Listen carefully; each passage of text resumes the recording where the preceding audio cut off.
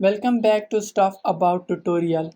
Today we are talking about how to see total sales on Shopify store. Why would you want to know how to see total sales on Shopify store? Well, maybe it is your first time using Shopify and not sure how to see total sales on Shopify store.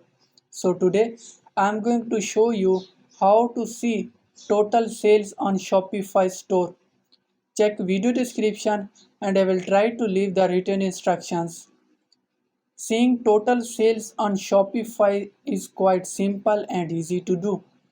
For this, first of all open any browser. Now write admin.shopify.com in search bar. Now you are seeing different buttons on left corner. Click on Analytics.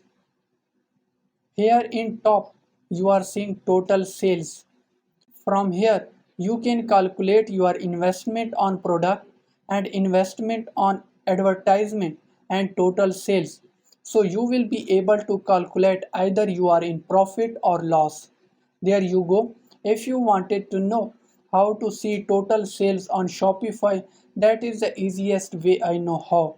If you know another way, to leave a comment below. Be sure to subscribe for more videos.